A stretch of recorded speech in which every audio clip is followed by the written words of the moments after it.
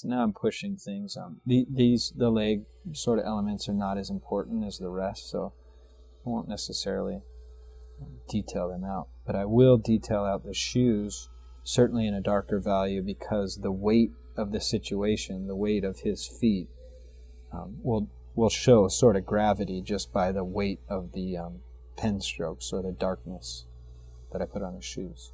Same with like a belt or something of that sort. So sort of clarifying, add a little dry brush. And again, that ultimate contrast where the eye is to lead you in and make sure you focus on his face, even though there's all these other things going around with his sword and his posture and all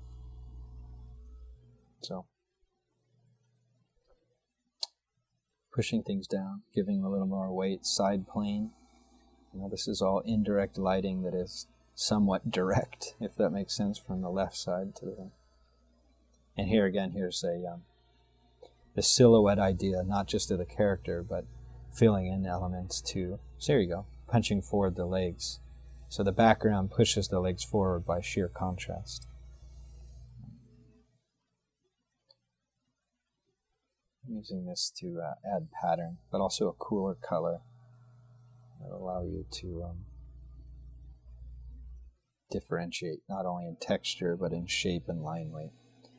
And again, here's that red pencil to add warmth and blood to areas to make it more real. And this cool gray to push things back in space.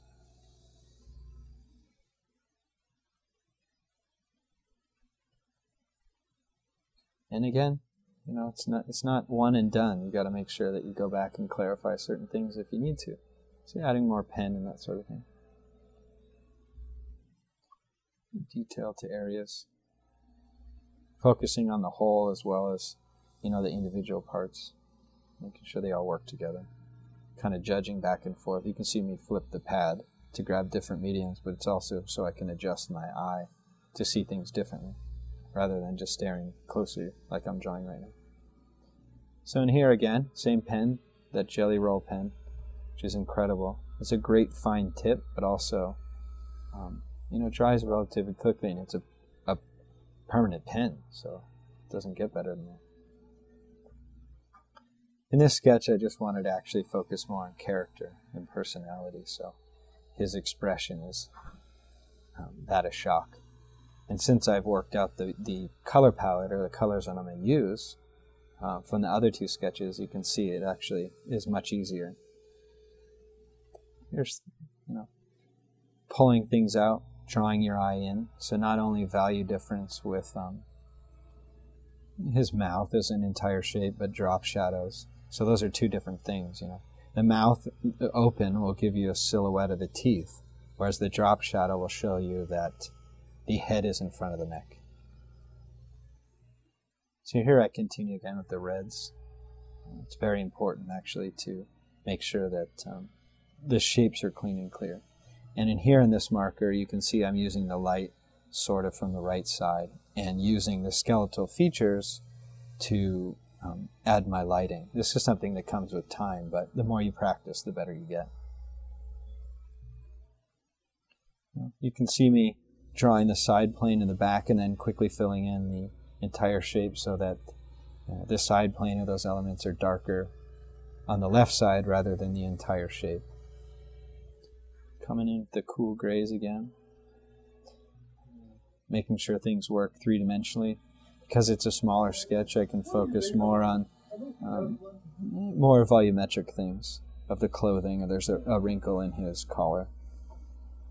And adding the blacks to clarify where I did with the darks of the blues. More detail and information, those sort of things. It's a never-ending game. But it's a game worth playing. You never know what you're going to get. That's why it's so fun to draw. Here, adding the reds again, his nose. There's always a high blood content in the nose and ears. Also, knuckles, fingers, those sort of things will show through the transparency where blood is in your system. So if you include it in your drawings, there's more life. I'm almost about done here. See, I added that silhouette in the back just to color link the three sketches together for continuity purposes. and then the final touches.